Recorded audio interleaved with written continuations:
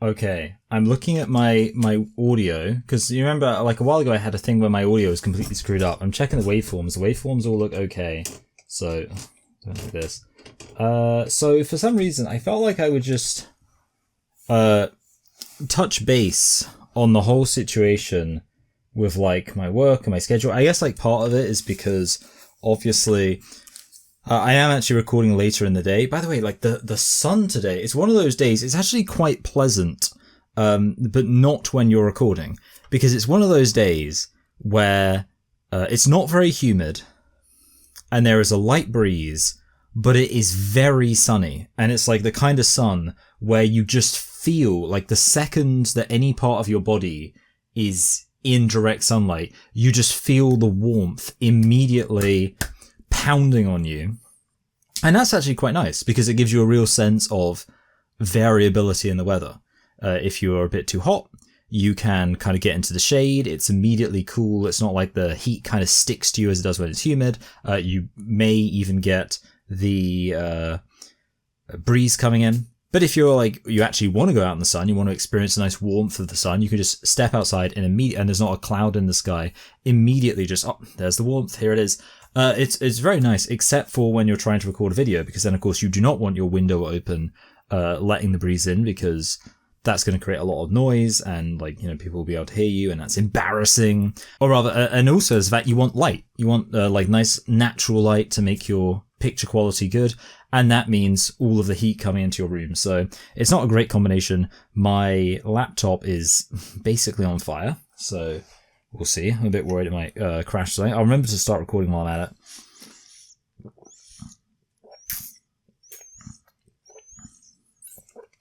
At some point, one, I'm going to have to get some more water, but two, I'm actually going to have lunch while I'm recording. Usually I have breakfast while I'm recording, so that's why it's off schedule.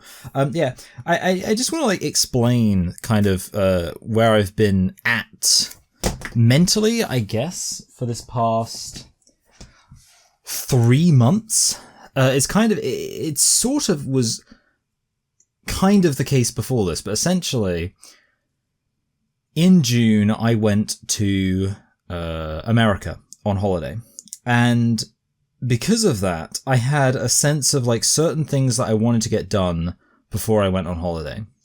And for me, sometimes when I have that pressure of knowing there is like a firm deadline for something I have to get done, it kind of causes me to despair and I just like get really unproductive. So I was already a little bit unproductive before going to America, because I was already like, oh, there's things I've got to do and I can't do them and blah, blah, blah. So I basically didn't do as much work as I meant to do. And then I was obviously on holiday. While I was on holiday, I didn't really do anything productive. And I got back and I was so jet lagged that it kind of took me a while to recover and actually get back into the swing of what I was supposed to be doing. Then I was back in the UK. And I say that I kind of didn't, because then it got round to July.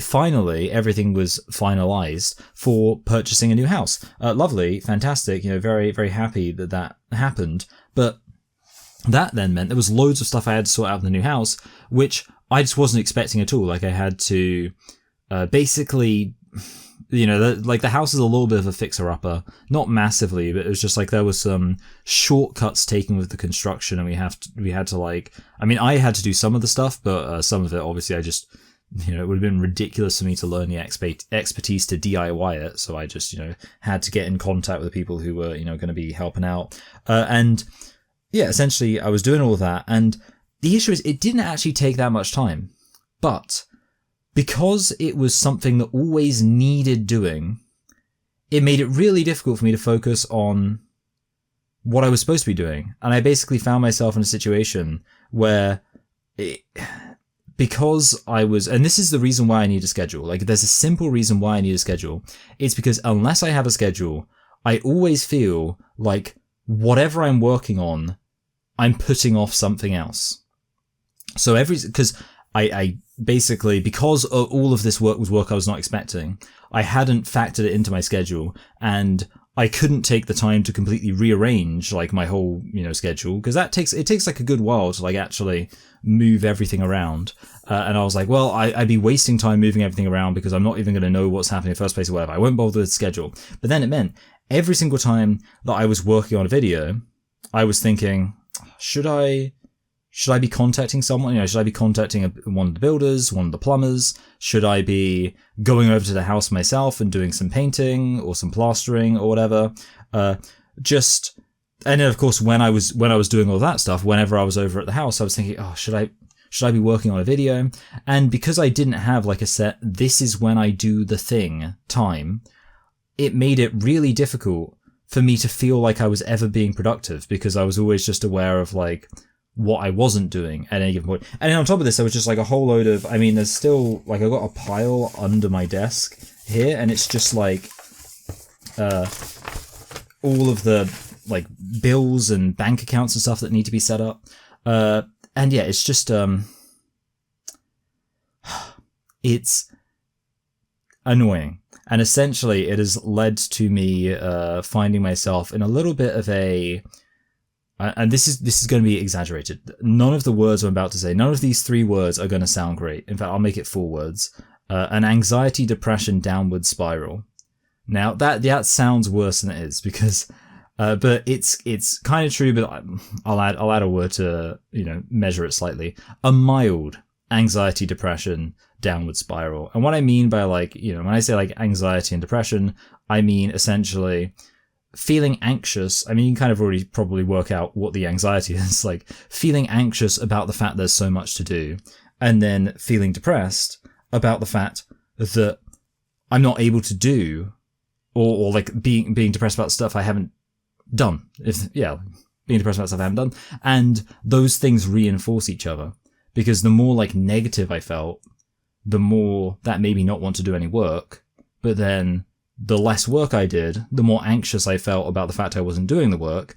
And then the more anxious I felt, the harder that made it for me to relax, to have downtime, to chill. And the harder it was for me to have downtime and chill, the harder it was, what's the sentence? Basically, the more burnt out I got. And in being more burnt out, then when I would actually sit down to do some work, I didn't like feel like I was mentally able to do it. I was just like, oh, my brain is totally fried. Even though at the same time, I haven't done that much. It's like, it's this bizarre situation for the last 2 months, going on 3 months. I've sort of simultaneously, continuously, never really been working, but at the same time, never really been resting either. And it's something I just need to fix. I need to have just a few good days of getting back into the swing of things. And as it happens, September 1st is Monday, and I always like when the 1st of a month aligns with the 1st of a week. So I'm kind of like, yep, it's got to be, that's when I've got to go for it. September 1st. Is when it's going to be from that moment onwards. And I'm going to try and like build up to it throughout the course of this last week of August. But September 1st is going to be everything I'm doing. It's going to be just strict schedule. This is the amount of time I have to do this thing. So I need to get it done, have the motivation to get it done. And, if I feel overburdened, like push through it. And then of course also have set aside time for, this is when I relax. This is when I take some time to chill out, to, relax, take stock of the situation, how I'm feeling. And I think that's basically what needs to happen, is essentially where we're at. And this doesn't really affect anyone, apart from the only relevance of this to you guys is that, I've had a few lower effort videos on the channel recently. Well, recently actually has kind of got better, but over the summer I had some lower effort videos. So, that was just something which, like you guys hopefully bared with me on that. And then the other thing is, it's just been a complete, me making the posts I'm supposed to be doing for Patreon, posting the videos when I'm supposed to be posting them for Patreon. All that stuff has been a little bit off, and I would just apologize for that. And yeah, the crazy thing is, even with like all my I'm gonna like September, I'm absolutely gonna get on top of it. In October, we're going back to America, so I'm kind of like, I really need to get back into the mental self-discipline, because I can't be allowing myself to be so thrown off every single time that we like travel and something throws off the schedule. So whatever, we're gonna see. But yeah, in America, for a similar amount of time from the 2nd to the 11th. But whatever. Okay, so basically the thing is, I gave you guys a little bit of extra time because I made a post later than usual for the, what videos did you guys want me to respond to? I left it a while so that like it could, a clear winner could emerge. And the clear winner seems to be Mama Dr. Jones OBGYN. Is science anti-transgender? And that's what we're going to be looking at. That's what you guys voted for. I just realized I haven't actually set up the... There we go. All right. So this is the video. I really need some water. This always happens when I record. And the other thing, I also get really... My keyboard's not working as much as it used to. I feel like I need a new laptop. Breathe. Anyway, so we're going to be getting into this video. Like I say, I kind of want to eat my lunch while I'm doing this, just because it's nearly lunchtime. And to be honest, like, it makes sense in that I can kind of have a few bites while I'm listening and then pause and respond. It just might mean the editing's a bit janky. You might see me eating. I don't think I'm going to make any weird mouth sounds or anything like that. I know, like, one time really early on in my live streaming days on YouTube, I had dinner. It was a late dinner and I just ate it while I was streaming. And I remember, like, I literally saw a comment later on. I felt like it was on Twitter when someone was kind of like talking about me, and they were like, "Oh, I like his content, but he eats when he streams, and that's just so obnoxious to eat while you're streaming." And it's like, I did it one time anyway. So basically, with that said, I'm aware that some people really don't like that vibe of people eating while recording. I don't think it should impact you because, like I say, I'm just gonna have like a few quick bites whenever she is talking for. I assume this is a she is talking for a long period of time, and whatever. I've probably done that thing where I've over-explained. I do this also in the video that's coming out tomorrow. I like over-explain something that most people probably don't care about, and really I should have just not said anything. All right, we're just gonna jump in. Let's go. About a year ago, I made my first merch shirt, and it was based completely unrelated to anything we are discussing today. However, after I started selling the shirt for a while, and after my YouTube started to grow, people started asking me if it was anti-trans, and I had no idea why they would ask me that. This is the shirt, for those who don't know. Okay. You don't get to be offended by science. It's Okay, that's actually really funny. So basically, obviously the story there, this is one of those things where it's kind of like, you're telling on yourself if this is how you react. If someone says, like, because I thought it would be, like, the shirt would have something to do with, like, vaginas or whatever, like, women having vaginas, because obviously this person's an OBGYN, which I don't really actually know what that means, but that's a whole other thing. Anyway, but of course, instead what it actually is the very fact that there was a shirt mentioning science offended a trans person. And like, if you're offended by someone saying like that they support science, maybe your position is a little bit anti-science. I did get my lunch.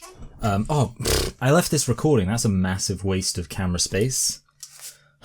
So this isn't going to be a mukbang channel or anything, but if you're a fan of me, you'll know that I have a huge preference for wraps because, and this is just a bit of shredded chicken, some beans, some onions, some peppers, some jalapenos, some creme fraiche, some salsa, some Encona hot sauce. Slight thing about creme fraiche. This is a total aside, it's not worth saying, but basically, there's this YouTuber called Internet Shaquille. He's one of those like food YouTubers, a YouTuber who talks about food. And he has this one video where he offhandedly says, Gordon Ramsay says you should put creme fraiche in your food. What a poncy twat, basically. And the thing about that is that what I think a lot of Americans don't realize is that in the UK, creme fraiche is more ubiquitous than sour cream. So actually, if a British person says, oh, I've put creme fraiche in this particular thing, that is no more poncy and like fancy and sophisticated than an American person saying, oh, I put sour cream in this thing. In fact, it's quite difficult to get a hold of sour cream in the UK. Like, actually, I think of anything, like, yeah, if a British person, like, went to a, you know, someone's house and like, oh yeah, we've got some sour cream here. They're like, oh, sour cream. Fancy. Whereas if they're like, yeah, I've got some creme fraiche here, they'd be like, oh yeah, okay, cool, whatever. So basically, that's just like an interesting, like, cultural difference between the US and the UK. It seems like, as far as I can tell, in the US, sour cream is like the kind of common as muck, you know, like, thick, creamy dairy product that everyone knows about, and creme fraiche is like the fancy product that you typically wouldn't see in most stores. Whereas in the UK, it's almost the opposite. Anyway, let's continue. My laptop is like literally like burning hot, and I'm just gonna fucking if my laptop wants to fucking fry itself, I'm just gonna let it fucking do it. But I still wanted to know why people thought that, even though I knew it had nothing to do with my actual shirt. What I discovered is there is an entire group of people who seems intent to disprove the validity of a transgender individual by claiming that science doesn't support the idea of transgender. Basically, okay, so first of all, it's worth noting the only reason why you found this out is because you mentioned science and a bunch of trans people got offended by that. So rather than being like, oh, clearly trans people are like offended by science, you were like, oh, it must just be because there are other people who are like disingenuously trying to use science to disprove them. Second of all, saying that, oh, they're intent on using science to disprove trans people, that's like, it's basically the equivalent to when young earth creationists say that people who believe in evolution are intent on using science to undermine or disprove God. No, actually, they're using science and you're just assuming that their conclusion is their motivation, but it's not. Aside from the fact that sex chromosomes can also include many other combinations that aren't 46XX or 46XY. I must admit, I am a bit worried that this, like often when people who aren't heavily involved in the trans discussion try to give like the basic babies first pro-trans ideological spiel, is going to be filled with a lot of the same arguments we've heard before. Like, hey, did you know there are chromosomes other than XX and XY? Yeah, this is like an incredibly common talking point, which, yeah, like I say, you're likely to only hear from people who have essentially only discovered this information themselves relatively recently. It also ignores a huge section of science that isn't just basic genetic chromosomes. So I looked up the definition of science just so we could all be on the same page, and I'm just okay, this is interesting. Definition of science, here we go. Just going to read it to you. Science is defined as the intellectual and practical activity encompassing the systematic study of the structure and behavior of the physical and natural world through observation and experiment. So science... Yeah, so, I'm just going to lean back a bit more, you know, have a little relax. Can I have slightly worse lighting and just give myself... I genuinely might have to open... You know, I'm going to open the window. No one's going to be listening in. Might mean there's a slight sound breeze. Oh, that breeze immediately hits me, so it's probably causing some kind of thing with the camera, but whatever. Yeah, I'm just going to relax a bit more. Science includes many aspects of Oh, sorry, yeah, I was going to say, the way I personally would define science is I would define it by the scientific method, meaning that science... And I want to say science is any... Oh, I'm going to have to... Wait. Sorry. There's a thing I have to do to stop my my blinds moving around, which is I basically slide them into the gap in my window. I don't know, whatever. That probably isn't making sense. Basically, like, you know how like a window pane kind of has a gap around it where the doors open and where they would nestle when the doors are closed. If you open the doors, you can put the blinds in that, whatever. Anyway. So, yeah, I would define science by the method, and obviously the method of science is that you collect data, you come up with a theory, you make a prediction based on that theory, and then you collect more data and see if the prediction you made is accurate based on that. And I feel like that's a pretty good definition of science. So, as it relates to trans identity, obviously it would be all, you know, like sex being binary, which, by the way, isn't directly relevant to trans identity anyway, of course, because most people who are pro-trans or identify as trans do not have these chromosome variations. And also, even if it was true that sex is binary, the whole argument that trans ideologues are making is that even with that being the case, they can still identify from one sex to the other without an issue. So some of you may have noticed that occasionally on this channel, I will work to include gender-neutral terminology. And the reason is because it's really important that we include everyone in our broad discussions of healthcare. So I assume this is going to be talking about like saying things like breeders or vagina havers, it's bleeders, I don't know, whatever, anyway. Menstruators, vagina havers, whatever. So the issue with that is you shouldn't be so inclusive that you include people to whom it doesn't even apply, right? Like, that's just sort of obvious. Like, if you're a video or a channel that talks about eating disorders, then you don't have to use language that's inclusive towards people who do not have eating disorders. Like, whatever your specific focus is, you can be exclusive to that specific focus, and you don't, it's pretty simple, right? Every major medical and scientific organization, as well as countless peer-reviewed scientific publications, have discussed sex and gender.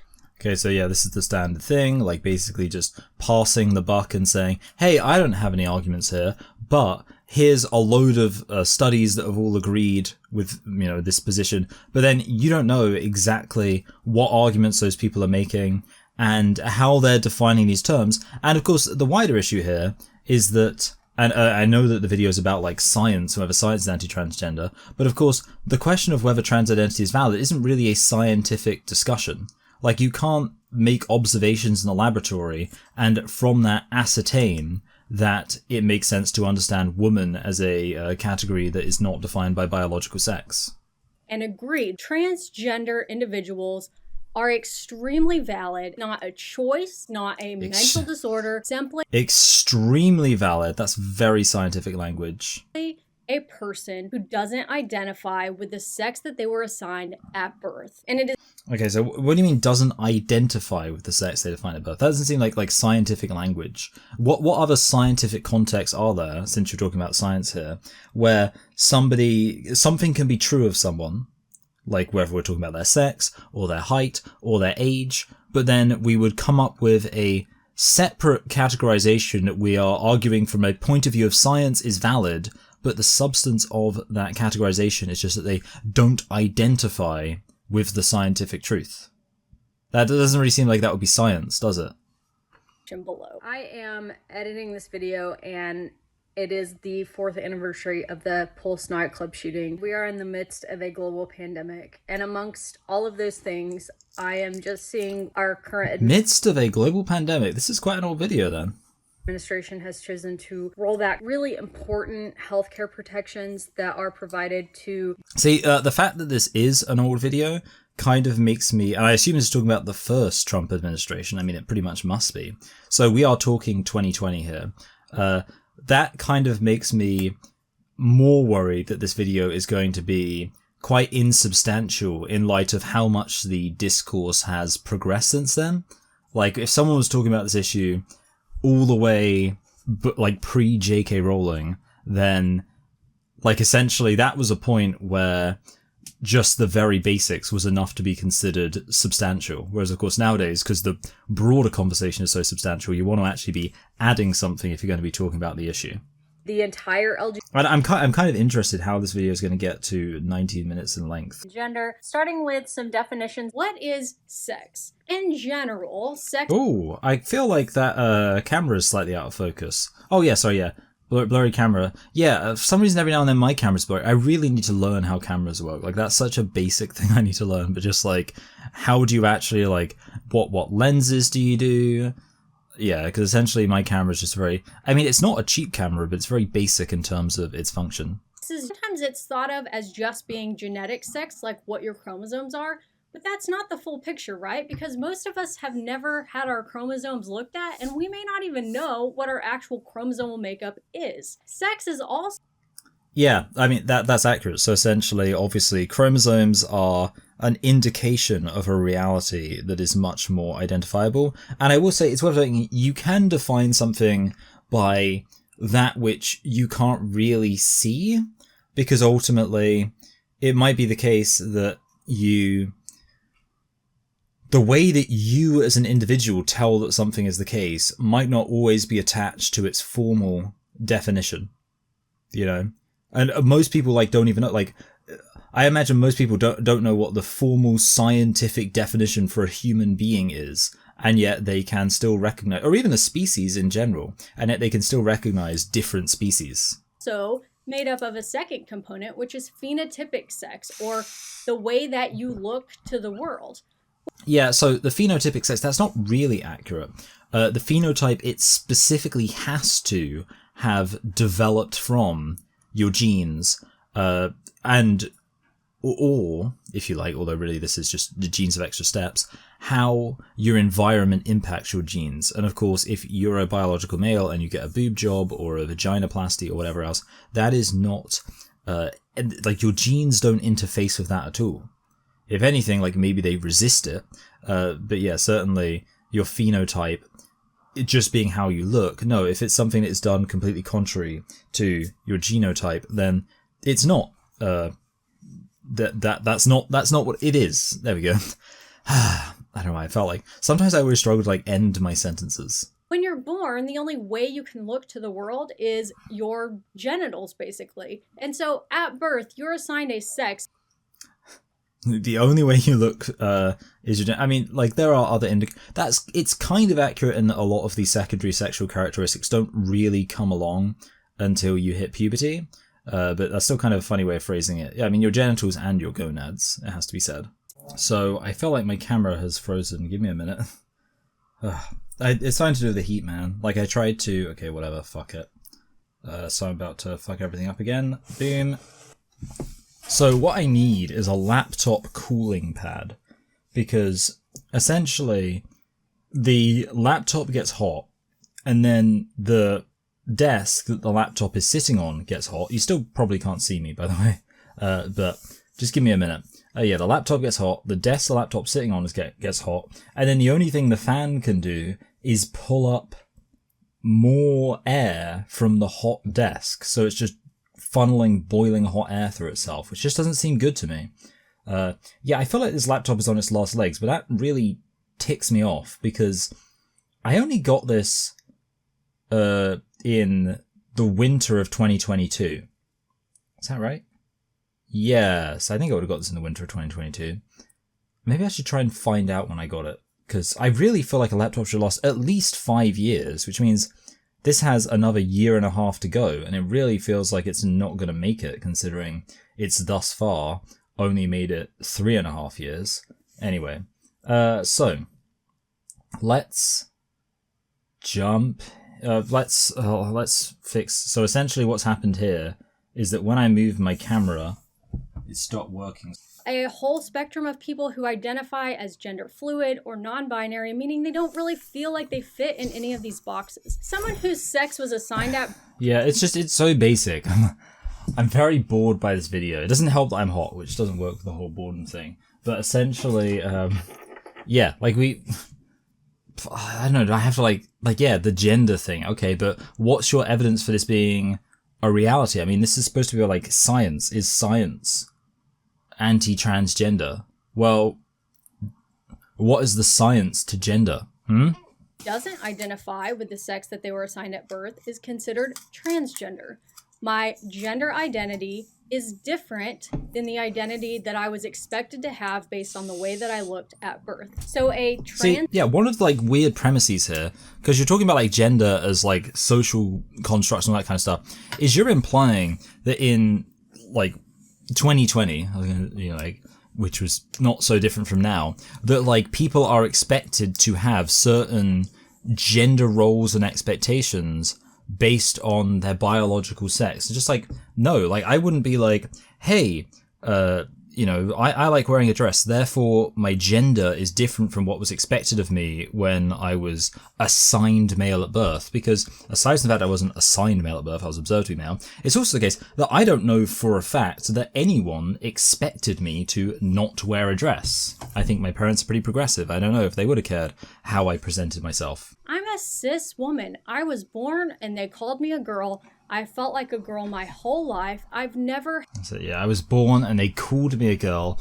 No recognition of why they called you a girl. It's just like a random thing that happened, like that's just how it is. Sometimes people just randomly end up being called a girl for no reason. That telling them they're wrong or trying to make them feel bad about that is never going to be a helpful solution.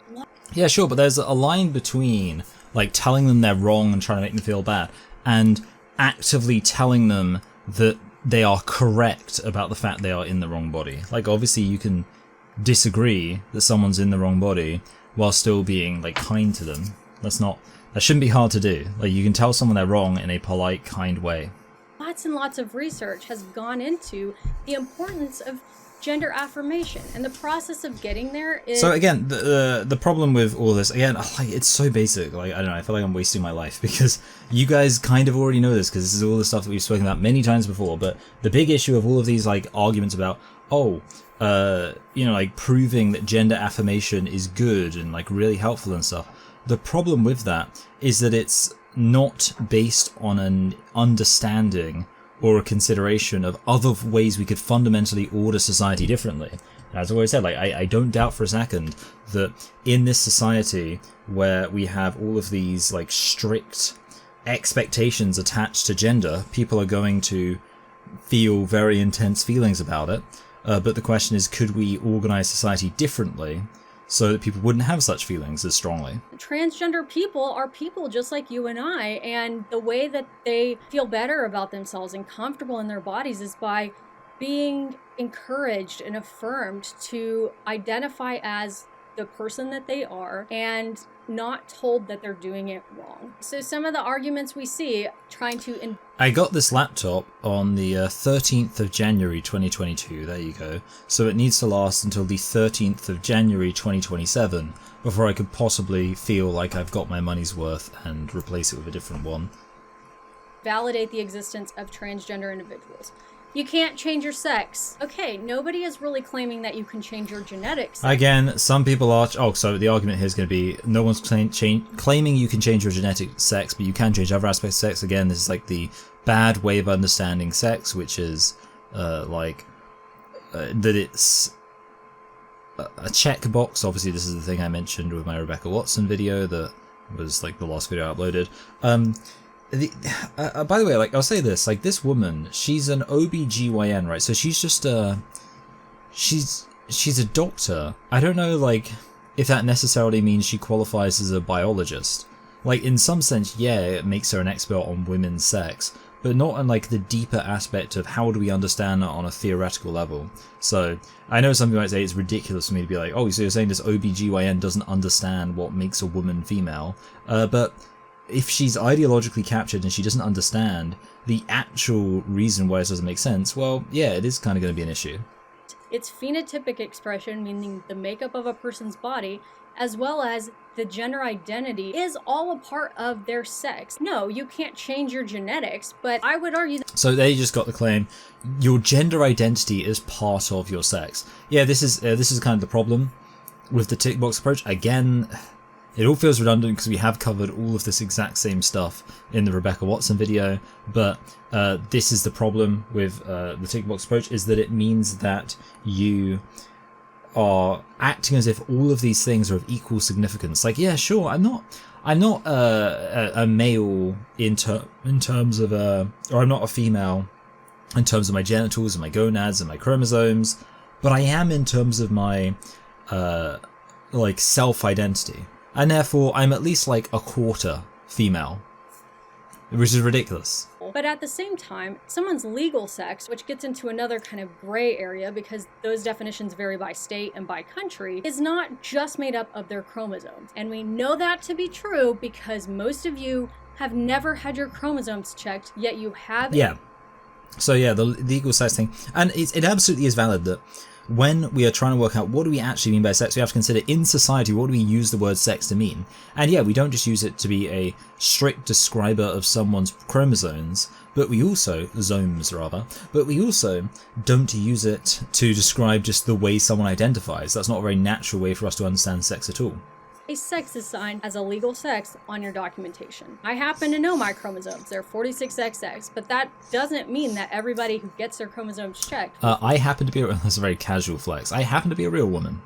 Another common accusation I see thrown at trans-inclusive healthcare providers is, you're a money chaser. Come on.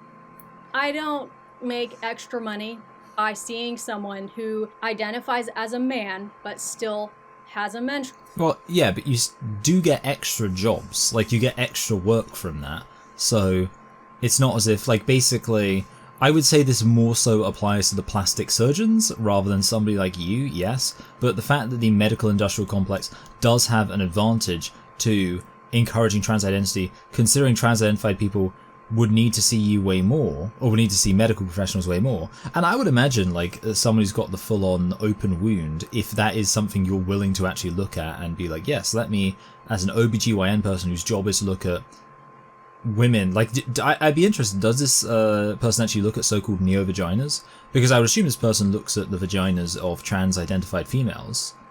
Does this person look at, like, after a trans-identified female gets so-called bottom surgery, does this person continue to look at their mutilated vagina? I don't know. I'd be interested to know exactly, you know, since this OBGYN Mama Dr. Jones has brought up the question of, like, how does this relate to me and the job I do? I'd be interested to know, yeah, how does this relate to you and the job you do? What actually are you...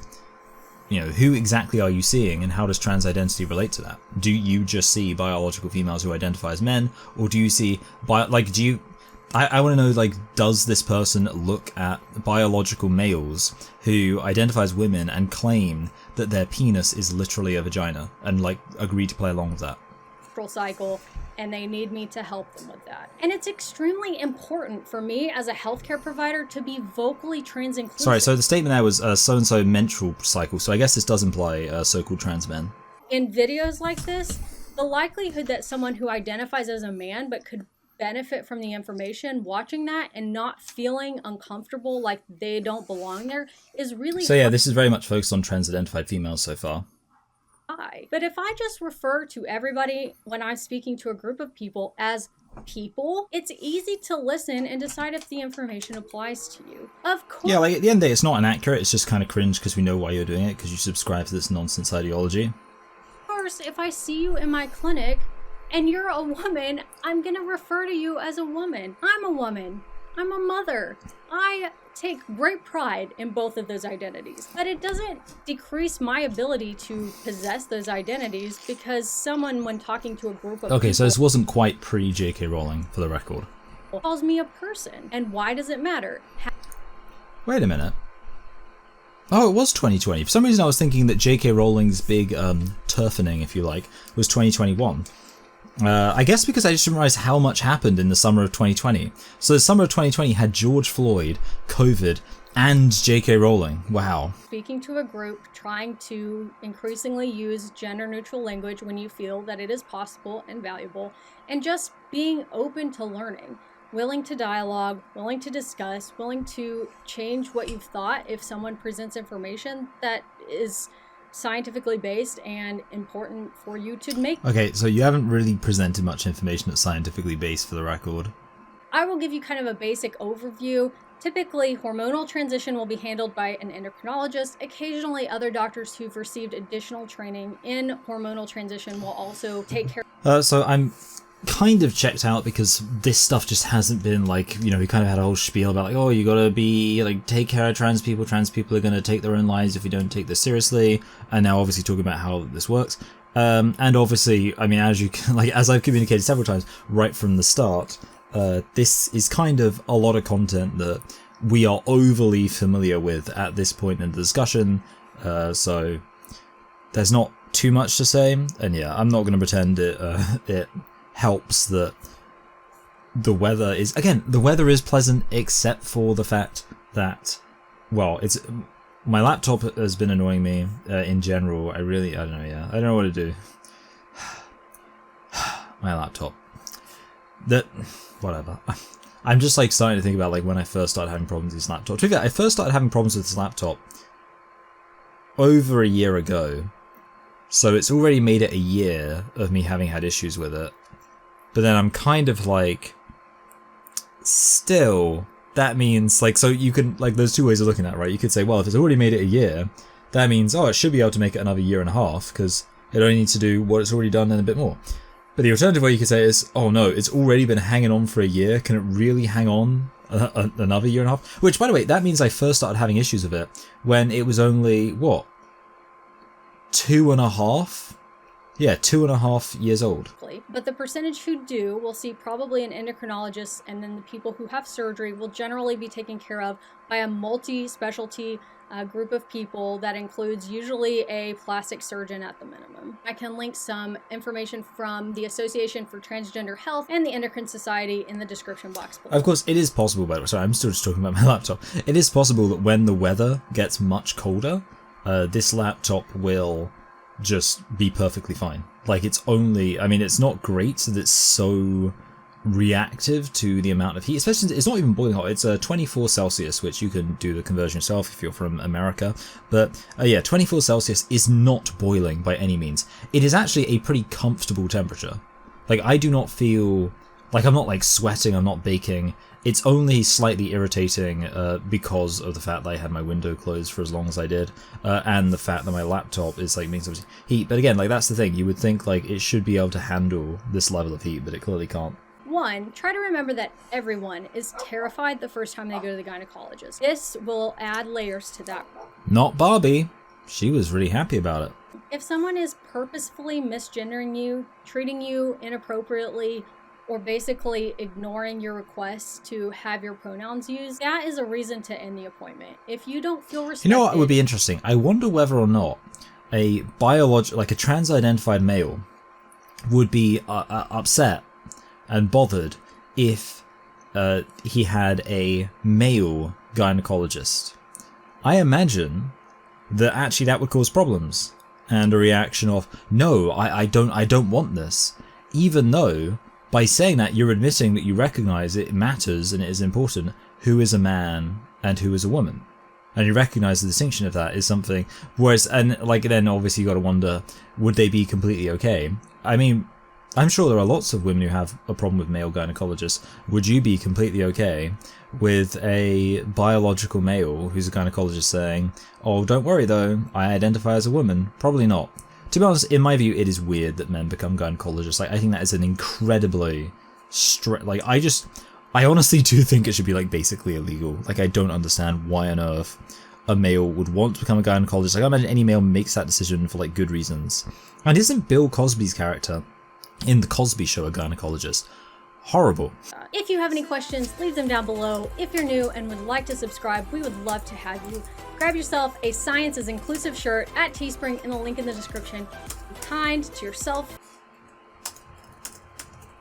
Also, while all of this is going on, I'm trying to arrange some details with the flights for the trip that I'm taking in October, so I've kind of been distracted. And I do apologize for that, but again, if there was going to be a time, I feel like it's basically a combination of, in general, I'm not fully into doing a video right now, and then combined with that is the fact this video has not been a particularly interesting video to respond to. You could say that's an unfortunate confluence of things, where basically it's compounding the badness, or you could say it's kind of convenient, because of course it means that while I've not really been in a great headspace for a really thorough response, this of course has been a topic where I'm not sure if there's any mindset I could have been in where this would have been a fantastic video, simply because, like I say, so much of it was just me saying this is all the stuff we've heard before, there's like very little new here. It was kind of interesting to have it be someone who's a gynecologist talking about this issue specifically, but there wasn't like any unique insight there. So either way, I mean, yeah, this was another one and done. And I do apologize for like background noise and anything going on. Maybe, again, this will be another situation where actually the video doesn't come together so bad, because maybe you haven't seen all of the time that I've been like paused and like distracted and messaging my wife like, oh, that flight time's okay, but what about this one? And like, what's the difference in expense? Blah, blah, blah. Anyway, I'll see you all next week. Bye.